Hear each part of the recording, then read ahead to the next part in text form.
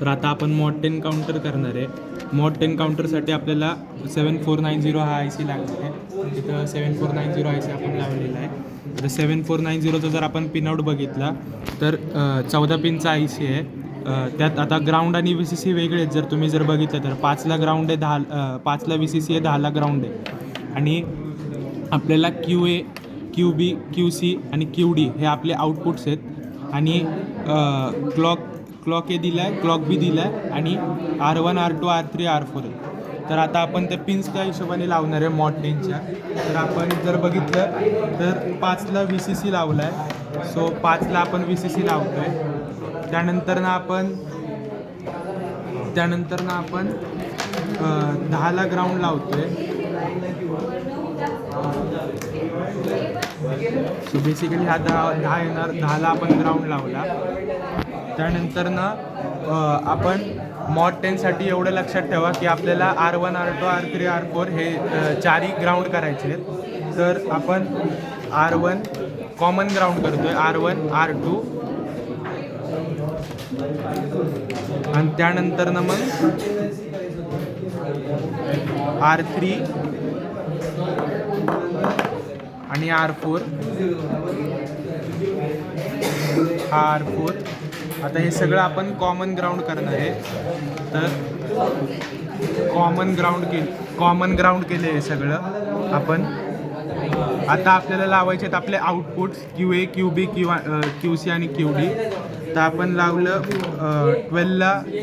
जर ह्यात जर बघितलं पिन डायग्रॅमच्या हिशोबाने आपण लावते. क्यू एला जर आपण बघितलं तर आता आपण 2, 3, 6 आणि 7 हे 4 पिन ग्राउंड केले. R1, R2, R3 आणि R4.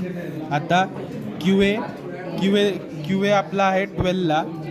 तर हा आपला 10 झाला, 11, 12 आपण दिला क्यू एला. त्यानंतर ना आपल्याला 9ला आपण क्यू बी देतोय. 9ला आपण क्यू बी देतोय.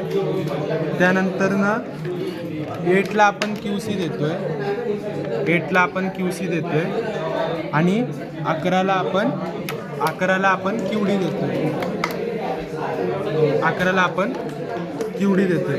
आता इथं जर बघितलं तर तुम्हाला वाटत असेल की आपण अजून क्लॉक ए, क्लॉक बी दिलेला नाही आहे. तर क्लॉक ए, क्लॉक बी आपण देऊन घेऊ.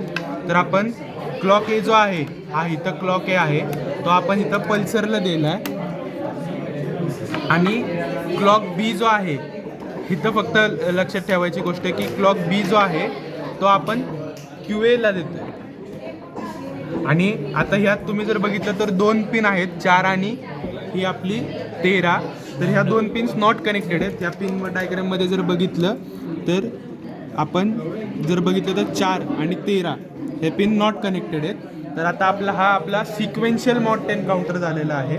तर सिक्वेन्शियल मॉड 10 काउंटर आपण ऑन केला तर हे आता सध्या इथं दाखवते 0 to 9 आपल्याला मॉड 10 झाला. तर हा 0 झाला, 1 झाला, 2 झाला, 3 झाला, 4 झाला, 5 झाला, 6 झाला, 7 झाला, 8 झाला आणि 9 झाला.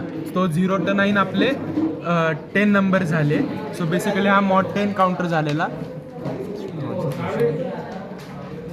सो बेसिकली आता आपण नॉन सिक्वेन्शियलसुद्धा इथंच परफॉर्म करू. तर नॉन सिक्वेन्शियलसाठी काय करायचं, आपण क्लॉक ए जो दिलता तो आपण पल्सरला दिलता. तो आपल्याला आता क्लॉक बीला द्यायचा आहे. इथं क्लॉक बीला आपण पल्सर देणार. आणि क्लॉक ए जो आहे तो आपण डीला कनेक्ट करणार, क्यू डीला. तर हा आपला झाला नॉन सिक्वेन्शियल मॉड 10 काउंटर. म्हणजे कसे सगळे नंबर्स येणार, फक्त रँडम येणार. आता आपण जर बघितलं तर 0 आला, मग 2 आला, 4 आला, 6 आला, 8 आला, 1 आला, 3 आला, 5 आला, सो 7 आला, 9 आला. सगळे नंबर्स आपल्याला कवर झाले जर नीट बघितलं तर हा आपला नॉन सिक्वेन्स, म्हणजे सिक्वेन्समध्ये नाही आले म्हणून नॉन सिक्वेन्शियल. एवढाच फरक आहे की फक्त आपण सिक्वेन्शियलमध्ये क्लॉक ए पल्सरला देतो आणि क्लॉक बी क्यू एला देतो. आणि ह्यात फक्त इंटरचेंज करतो आपण की क्लॉक बी जो आहे तो पल्सरला देतो आणि क्लॉक ए जो आहे तो आपण क्यू डीला देतो. क्यू एला न देता क्यू डीला देतो. तर आपला हा नॉन सिक्वेन्शियल मॉड 10 काउंटर झालेला आहे.